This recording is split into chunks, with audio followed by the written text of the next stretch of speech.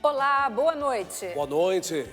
Papa Francisco apresenta melhora respiratória. Vaticano informa que Santo Padre seguirá com tratamento em hospital de Roma. Orações pelo Pontífice. Espanha, Portugal e Argentina em preces por Francisco. No Brasil, o CNBB pede união da Igreja pela recuperação do Papa. Ministro da Fazenda apresenta nova proposta de arcabouço fiscal. Ex-presidente Jair Bolsonaro retorna ao Brasil após 3 meses nos Estados Unidos.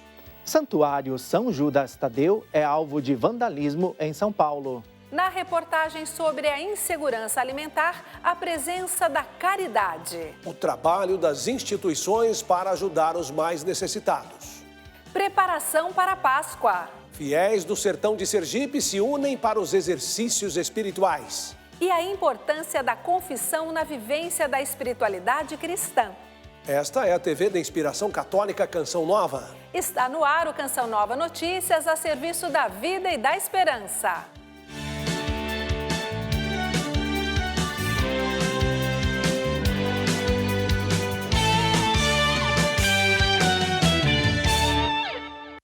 O Vaticano atualizou o estado de saúde do Papa Francisco, hospitalizado ontem em decorrência de uma infecção respiratória. De acordo com a Santa Sé, o pontífice passou bem a noite e apresenta melhora. Saiba mais detalhes com a nossa correspondente em Roma, Joyce Mesquita. O boletim informa que o pontífice passou bem a noite e que seu quadro clínico apresenta melhora progressiva. O Papa seguirá com tratamento programado aqui no Hospital Agostinho Gemelli, em Roma, onde a imprensa se encontra reunida. O comunicado oficial da Santa Sé também revela que nesta manhã, depois de ter tomado o café, o Santo Padre leu alguns jornais e retomou o trabalho. Antes do almoço, foi para a capela do apartamento privado, onde se recolheu em oração e recebeu a Eucaristia. Nesta quinta-feira, o Papa Francisco agradeceu o apoio que tem recebido desde que deu entrada ontem no hospital. Em uma rede social, o pontífice escreveu que está comovido com as mensagens recebidas e expressou gratidão pela proximidade e oração de todos os fiéis. O pontífice veio para a unidade de saúde depois de ter conduzido a audiência geral. O Vaticano informou que Francisco se queixava de dificuldades respiratórias. Os exames detectaram a infecção e foi excluída a Covid-19. De Roma, Joyce Mesquita para o Canção Nova Notícias.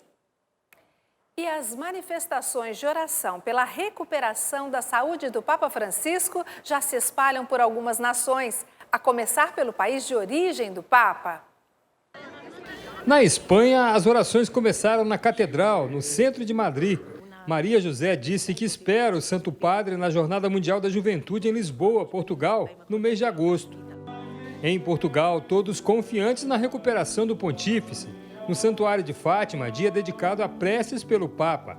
A brasileira que mora na Suíça não hesita em dizer: O Papa Francisco está sendo um dos melhores que já esteve na Igreja Católica, né? Pela caridade, pelas as palavras, né, dele, de consolos para os mais necessitados. Todas as virtudes, né, do Espírito Santo ele transmite para a gente.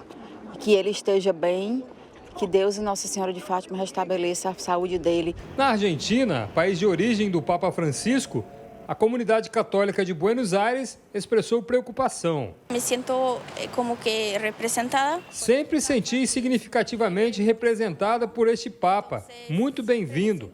Portanto, é como se um parente estivesse doente. Eu conheci Papa Francisco quando ele era bispo de Buenos Aires.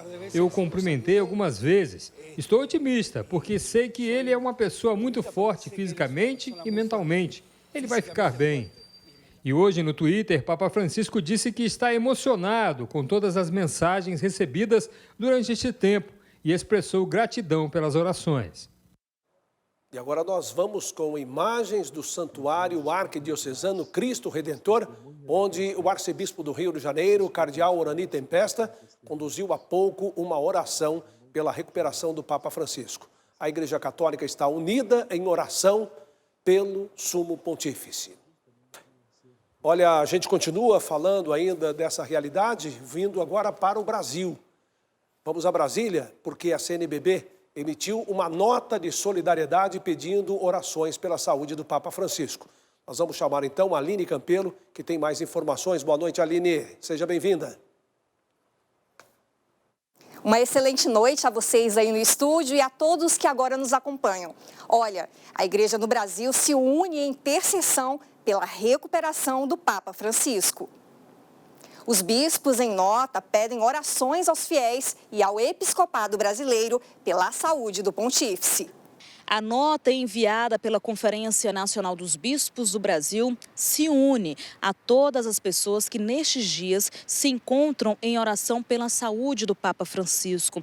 No texto, a CNBB pede para que a Virgem Mãe Aparecida interceda junto ao bom Deus para que fortaleça sempre mais o Santo Padre na condução da Igreja. De Brasília, Camila Castro para o Canção Nova Notícias. O ministro da Fazenda, Fernando Haddad, e a ministra do Planejamento, Simone Tebet, apresentaram nesta quinta-feira os detalhes do novo arcabouço fiscal. A regra vai substituir o teto de gastos e agora será encaminhada ao Congresso Nacional. A regra será encaminhada ao Congresso Nacional para substituir o teto de gastos. O anúncio foi feito em coletiva de imprensa realizada na sede do Ministério da Fazenda, em Brasília.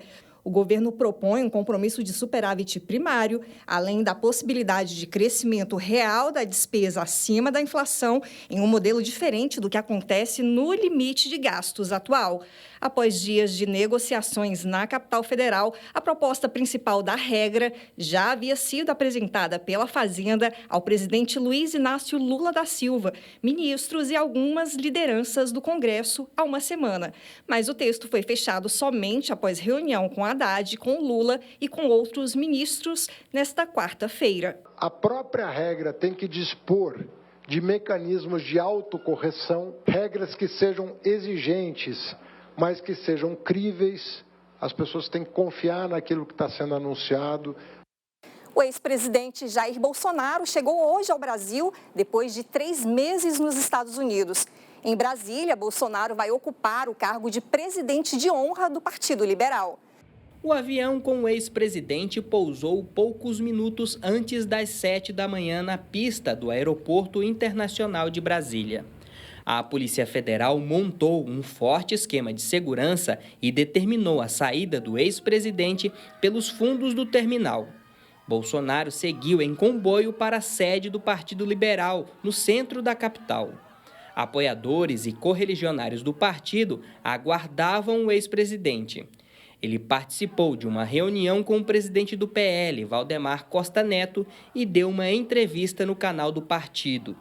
Jair Bolsonaro vai ocupar o cargo de presidente de honra da legenda. Ele também decidiu continuar morando no Distrito Federal, em uma casa alugada, a cerca de 20 quilômetros do Palácio do Planalto. Em declaração na chegada, afirmou que não vai liderar a oposição ao atual governo e ficará à disposição da direção do PL. Vamos falar da ACN, Fundação Pontifícia Ajuda a Igreja que Sofre, que presta auxílio à Igreja Católica em locais onde os cristãos são perseguidos. O programa Além da Notícia de hoje vai falar sobre o tema, uma ponte para chegar à igreja mais carente ou perseguida. A Ajuda à Igreja que Sofre. A ACN é uma fundação com sede no Vaticano e que tem por missão dar assistência à igreja onde ela é mais carente ou perseguida. Sobre essa missão da igreja, vamos conversar agora com Ana Manente, presidente da Ajuda à Igreja que Sofre aqui no Brasil. Muito obrigada pela sua participação, seja muito bem-vinda aqui à TV Canção Nova. Eu já começo te perguntando se a fundação vai realmente aonde a igreja está sofrendo e também onde não há igreja. A Fundação vai sim. Agradeço a Canção Nova por poder estar aqui. A gente assiste, tem uma ideia de números grandes, né? Mais de 5 mil projetos por ano em 140 países do mundo. E nesses lugares é onde a igreja precisa. A gente recebe pedidos de bispos que estão espalhados, né, por esse mundo todo, pedindo mesmo a realidade deles, mostrando o sofrimento que há, pedindo o nosso apoio. Nesse tempo todo, só de Brasil, né, a gente já ajudou todas as dioceses do Brasil. Não tem nenhuma sem ajuda própria. Dessas todas as dioceses do Brasil, só 4 tiveram projetos regionais. As outras todas um projeto específico daquela realidade que precisava de ajuda. Desde formação de seminaristas, apoio para as religiosas, produção da Bíblia da Criança, aquela Bíblia de capa vermelhinha, muita gente foi catequizado com ela, é produção da ACN. Tem muitos frutos. Ou seja, o projeto realmente cresce a cada dia, né? Muito obrigada pela sua participação. E olha, hoje tem a Ana no Além da Notícia, a partir das 10 horas da noite, aqui na TV Canção Nova. A Agência Nacional de Vigilância Sanitária, Anvisa, suspendeu a venda de produtos da marca Fugini. A empresa, localizada em Monte Alto, interior de São Paulo, produz alimentos como molhos de tomate e conservas vegetais. Vamos chamar o Sidney Fernandes, na capital paulista, que tem as informações. Boa noite, Sidney. Boa noite a vocês em Cachoeira Paulista e boa noite a todos que nos assistem. A suspensão ocorreu após os agentes de vigilância sanitária constatarem falhas graves relacionadas à higiene e controle de qualidade. De acordo com a Anvisa, essas irregularidades podem impactar a qualidade e a segurança do produto final. A decisão da Anvisa considerou o relatório de procedimentos feito durante visita técnica de agentes sanitários à unidade de alimentos Fugini, localizada em Monte Alto, interior paulista. Itens como molho de tomate, conserva vegetal, maionese e mostarda são fabricados pela empresa. Durante a inspeção, foi constatado o uso de aditivo alimentar vencido na produção de maionese. A medida adotada pela Anvisa proíbe a comercialização e distribuição e ainda determina o recolhimento de todas as apresentações da maionese da marca, com vencimento em janeiro, fevereiro e março de 2024, além dos lotes do produto que vão vencer em dezembro deste ano, com numeração 354. A orientação é que estabelecimentos comerciais e consumidores que tiverem os lotes citados na resolução não devem utilizá-los. Podem, inclusive, entrar em contato imediato com a empresa para devido recolhimento. Em decisão anterior, publicada no Diário Oficial da União na segunda-feira, o órgão regulador, a Anvisa, suspendia apenas produtos em estoque na empresa. Em nota oficial, a fabricante disse que sempre cumpriu com todas as obrigações. Aponta que vai fazer o recall do produto e está trabalhando para adaptar a fábrica às exigências da Anvisa. No comunicado, a empresa informou que, por erro operacional, esse lote de produtos foi fabricado com a adição do ingrediente urucum, que representa menos de 1% da formulação que estava fora da data de validade. A empresa criou um canal de atendimento exclusivo para os clientes. E aqui em São Paulo, o Santuário São Judas Tadeu, um dos mais importantes da cidade, foi alvo de vandalismo nesta quinta-feira. Imagens de câmeras de segurança mostram uma mulher por volta de 3 horas da madrugada atirando blocos de concreto na porta central do santuário, localizado na Avenida Jabaquara. 7 vidros foram quebrados. O interior da igreja e o sacrário não foram danificados. A Polícia Civil investiga o fato. Nós conversamos com o reitor do Santuário São Judas Tadeu. Muito triste ver essa situação. Por quê? Porque a gente vê um movimento de raiva, de agressividade muito grande com uma instituição que é a igreja, que tenta ou que procura fazer aqui na cidade de São Paulo um espaço de oração, de paz, de tranquilidade, de espiritualidade. Então, estamos tomando as atitudes, a polícia foi avisada, já está o processo de investigação, a igreja está fechada, a igreja nova, para que as atividades possam de perícia, de investigação possa acontecer. As atividades da igreja estão acontecendo na igreja antiga, a Semana Santa está mantida, todas as atividades, se der tudo certo, hoje, amanhã a igreja volta ao normal, as suas atividades aqui na igreja nova. Mas é muito triste ver essa cena, é muito triste ver essa realidade de violência, de ação grave contra a igreja. E o que podemos fazer é pedir que São Judas interceda para que a gente possa superar esse momento de angústia, de sofrimento, de violência que a nossa cidade, que a nossa população tem vivenciado. Estamos de volta com Canção Nova Notícias agora para falar sobre doação de órgãos, que é um ato de humanidade que mantém viva a esperança de salvar vidas. Mas ainda é um desafio para a medicina brasileira, Adriana. Mesmo em momentos de profunda dor pela perda de algum familiar, a falta de conhecimento muitas vezes impossibilita a doação de órgãos que poderiam oferecer qualidade de vida para muitas pessoas. Enzo nasceu com glaucoma congênito e já passou por 9 cirurgias. A família tem limitações financeiras e espera por um transplante de córneas por meio do SUS. Ele colocou válvula no olho, mas não adiantou nada. Nada. Não adiantou. Então vai ter mesmo que fazer o transplante. De acordo com o Ministério da Saúde, o Brasil é o segundo país que mais realiza transplantes no mundo. Mesmo assim, quase 60 mil pessoas estão na fila de espera. O Hospital Municipal de São José dos Campos, no interior de São Paulo, é referência nesse tipo de procedimento na região do Vale do Paraíba. Em 2022, a unidade captou 50 órgãos para transplantes. Imaginar que ou você, ou a sua mãe, ou o seu filho, sua esposa, esteja numa situação onde ela precisa de um rim, de um fígado, de uma córnea, o quanto isso seria importante para você. E aí imaginar, né, que nessa situação você poderia fazer a mesma coisa para outra pessoa. Né? O jovem Lucas faleceu aos 26 anos, vítima de um grave acidente.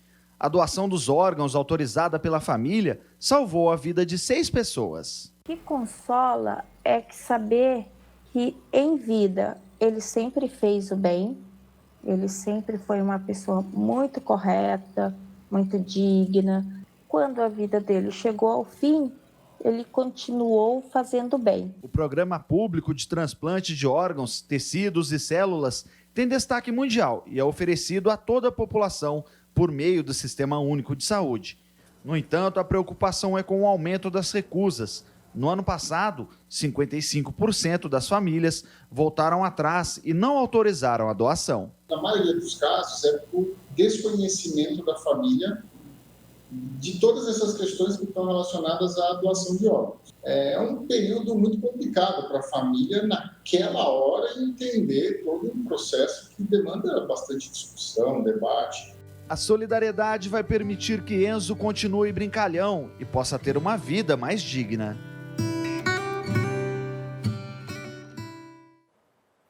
E hoje é o dia do transtorno bipolar. Por isso, vamos voltar a São Paulo, que preparou uma reportagem sobre o tema. Sidney. Seguimos falando de saúde, só que agora do Dia Mundial do Transtorno Bipolar, enfermidade que leva o paciente a momentos de euforia e depressão profunda. O distúrbio não tem cura, mas pode ser controlado. Quando tinha 16 anos, Bia descobriu que estava com depressão. Aos 30, veio outro diagnóstico, o de transtorno bipolar. E o estado de depressão profunda começou a oscilar com o que os psicólogos chamam de mania, uma situação em que a pessoa fica eufórica e impulsiva. Eu achava, por exemplo, que eu podia atravessar a rua de olhos fechados, que um carro nunca ia me pegar, porque eu tinha aquele superpoder. E aí é muito difícil para a família, por exemplo, para o marido, para a esposa, ter que lidar com isso. Transtorno mental, a bipolaridade afeta cerca de 140 milhões de pessoas no mundo. Os principais sintomas envolvem oscilações de humor. E fica num estado de agitação, de excitação muito elevado. E às vezes de forma muito brusca, despenca desse estado de mania e vai para a depressão. O tratamento engloba acompanhamento psicológico e psiquiátrico, com administração de medicamentos. É um transtorno mental que precisa também de cuidado, tratamento e medicação. Algumas instituições, como a Associação Brasileira de Familiares, Amigos e Portadores de Transtornos Afetivos, atuam no combate ao preconceito contra quem tem bipolaridade. Eu costumo dizer para eles, olha, esse papel de combater o preconceito, se você quiser assumir, claro, mas às vezes eu sugiro discrição da tua parte e deixa que os médicos, os formadores de opinião e principalmente uma associação como a Brata tem esse papel de lutar contra o preconceito.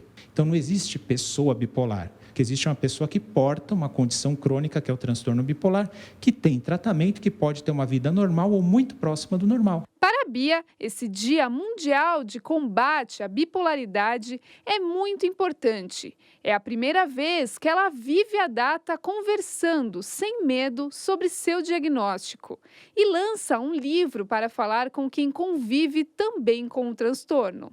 Por esse meu relato de que elas realmente não estão sozinhas, elas não estão sentindo uma coisa terrível que pode se assemelhar à loucura. Não, elas têm uma doença e estimular muito esse tratamento. Nossa participação de hoje fica por aqui, mas amanhã voltaremos com outras notícias da capital paulista. Uma boa noite a todos e eu volto com vocês na Central de Jornalismo em Cachoeira Paulista. Obrigado, boa noite, Sidney. Em mais uma reportagem sobre as ações da igreja contra a fome, o esforço pela caridade continua a ser notado em São José dos Campos. Nós vamos conhecer uma obra social desta cidade paulista que há décadas serve àqueles que mais precisam.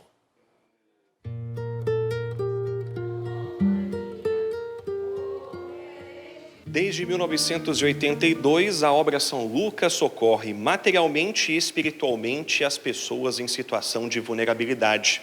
Tudo isso de forma gratuita e permanente. Aqui há muitos motivos para comemorar a vitória sobre a fome e a inserção dessas pessoas na dignidade a partir do trabalho e do estudo. Ela vem em busca de um alimento, muitas vezes, um litro de leite que chega até aqui com essa necessidade.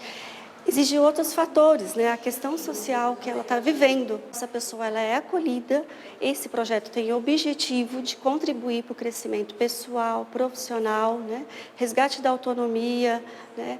Viabilizar direitos, né? Capacitar essa pessoa para o mercado de trabalho. Mais que combater a fome, uma projeção de vida para os assistidos. A partir de uma cesta básica, uma transformação. Cerca de 170 pessoas são contempladas com ajuda alimentícia, somado a todas as outras atividades desempenhadas pela obra. O número de assistidos pode chegar a 2.000. Uma dessas pessoas é a Maria Alice. Eles são muito, carinhosos mesmo, eles acolhem a gente, qualquer tipo de problema, tem as doações, tem as ajudas, né, com cesta, com os projetos, com atendimento psicológico, né, tem assim, e outras coisas que você precise que você venha conversar, eles sempre estão abertos para dar uma direção. Então, assim, para mim, está sendo ótimo. Padre José Everaldo é pároco da paróquia Nossa Senhora de Lourdes, responsável pela obra São Lucas. Ele conta que a vivência da campanha da fraternidade deste ano já era realidade aqui há muito tempo. A sensação é de que o Evangelho está sendo cumprido, está sendo materializado. É o que o Senhor, de fato, sempre quis, sempre deseja e sempre vai desejar.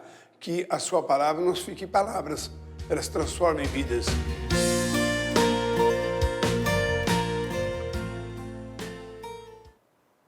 No sul do país, uma nova frente fria se forma e vai mudar o clima por lá. Vamos chamar a Yara Naíris, que tem as informações da previsão do tempo para amanhã. Boa noite, Yara. Olá, Adriana. Boa noite para você. Boa noite, Reinaldo. E a todos que assistem ao Alcançam Nova Notícias. A frente fria será intensa e vai se formar amanhã no Rio Grande do Sul. O sistema deve espalhar tempestades severas e influenciar na queda da temperatura na região. Com a presença de um ciclone extratropical, há o alerta para a formação de um ciclone-bomba no decorrer da sexta, que é o rápido agravamento do ciclone extratropical por toda a região. As máximas atingem os 29 graus em Curitiba, 32 em Florianópolis e 31 graus em Porto Alegre.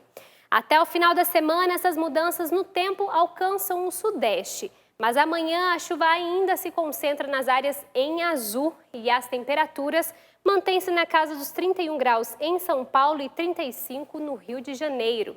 Nas demais regiões, o sol aparece e deixa o dia quente. No geral, a chuva também marca a presença, principalmente sobre o Amazonas, Acre, norte do Pará, Amapá, Maranhão, Piauí e norte do Ceará. Bom, vimos muitos transtornos nos últimos dias devido às fortes chuvas. O mês de março está acabando e a previsão para abril é de mais episódios de temporais. Com o solo saturado, a atenção e o cuidado são primordiais. Acompanhe a reportagem. Cada caída. Gritos de desespero, expressões de impacto pela cena.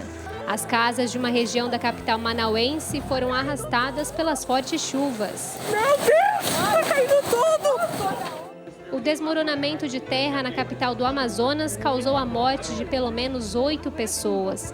No Maranhão, o rio Mearim, que passa por 80 municípios, transbordou e 6 pessoas perderam a vida. Outra situação preocupante é o caso do bairro Buriticupu, localizado a 417 quilômetros da capital São Luís. Os deslizamentos de terra resultaram em enormes crateras. Pelo menos 36 pessoas precisaram ser resgatadas por helicópteros. Os moradores ainda temem por suas vidas. Eu tenho medo, assim, de uma hora a gente estar dormindo e acontecer o pior, como a gente vê nessa outra cidade por aí. Eu tenho medo. E eu tenho medo também, eu estou com medo de eu perder minha casa e não ganhar outra. Essas erosões, com o passar do tempo e com as chuvas que vêm afligindo, todo o estado do Maranhão, a tendência foi aumentar mais ainda. Muitas famílias desalojadas precisaram buscar abrigo em outros lugares. A Defesa Civil decretou situação de emergência em várias cidades do norte e nordeste brasileiro. Municípios do Ceará tiveram bairros encobertos pela água e a chuva não vai parar tão cedo. O mês de abril ainda começa sob influência de áreas de instabilidade concentradas principalmente no norte e no nordeste brasileiro. E são essas instabilidades que têm provocado tanta chuva nessas regiões. Por exemplo, a zona de convergência intertropical. Além disso, continuamos com instabilidades em médios e altos níveis da atmosfera, além da chegada constante de umidade que vem do oceano. Os temporais podem atingir todo o país e começam a perder intensidade no final de abril. Portanto, o risco de transtornos permanece. E bem na virada de abril para maio, uma potente frente fria deve adentrar sobre as áreas centrais e sul do Brasil e com isso termos uma chuva mais forte, mais intensa e uma queda bem acentuada na temperatura. Mas em meio a tanta tragédia, a solidariedade de quem estende a mão para salvar vidas.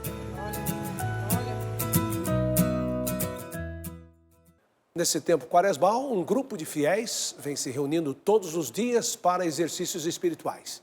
Eles se encontram na Colina da Misericórdia, em Nossa Senhora da Glória, sertão de Sergipe. Ainda era madrugada quando as orações começaram na Colina da Misericórdia. Tempo para a contrição dos pecados e de confiança em Jesus misericordioso. Com o nascer do sol, os fiéis iniciaram a caminhada penitencial do dia. A cruz foi à frente para lembrar que Cristo redimiu os pecados da humanidade. Bendita sois vós entre as mulheres, bendito é o fruto do vosso ventre, Jesus. Santa Maria, Mãe de Deus. Cada passo da via sacra recorda a dolorosa paixão de Cristo. A prática dos exercícios espirituais exige esforço, empenho que fortalece a fé do povo. Eu não deixei mais de participar, porque foi uma aproximação a mais de Deus. Com as mãos estendidas, cada um apresenta a sua intenção particular. Por isso que nesta hora...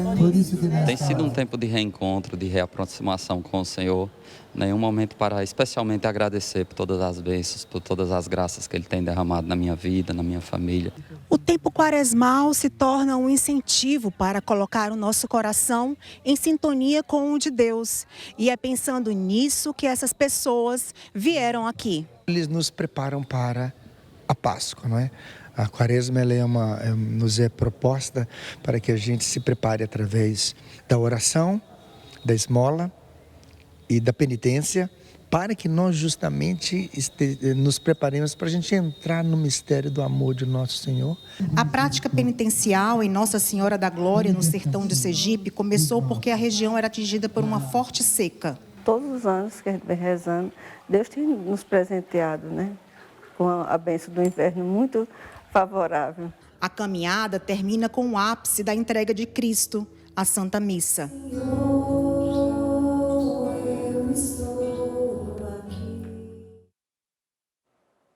A Quaresma é o período de preparação para a Páscoa e na segunda-feira já iniciaremos a Semana Santa, quando os católicos participarão das celebrações que culminam na festa da ressurreição.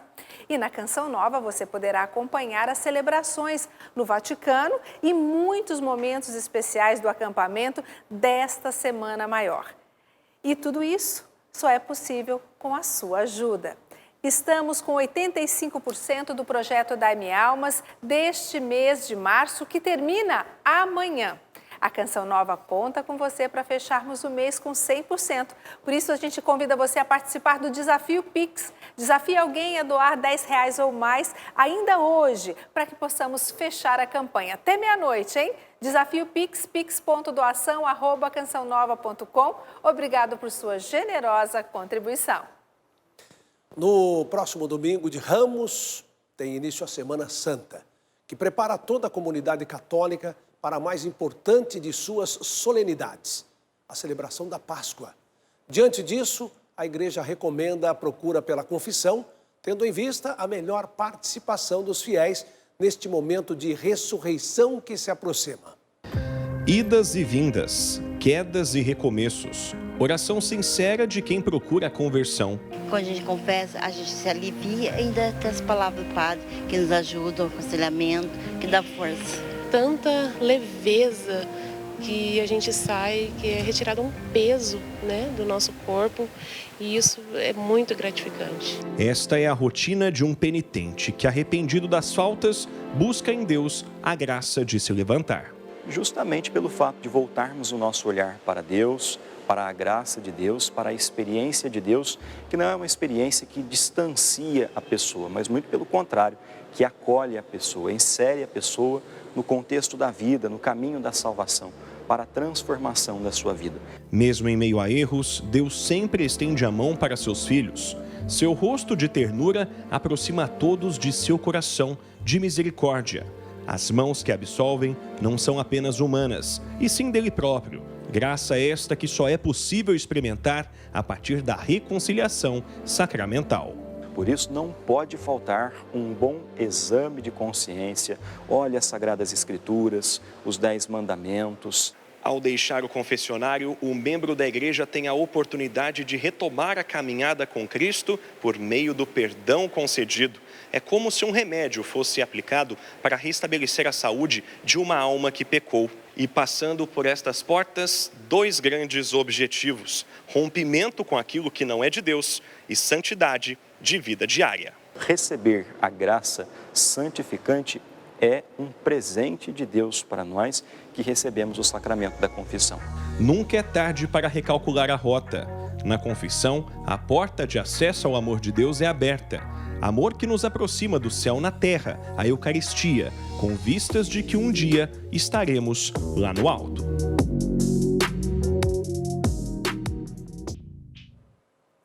Semana Santa é uma festa especial da igreja, a mais importante. Então, convido você a vivenciá-la na sua paróquia ou então venha vivê-la intensamente aqui no acampamento de oração da Semana Santa, na Canção Nova, em Cachoeira Paulista.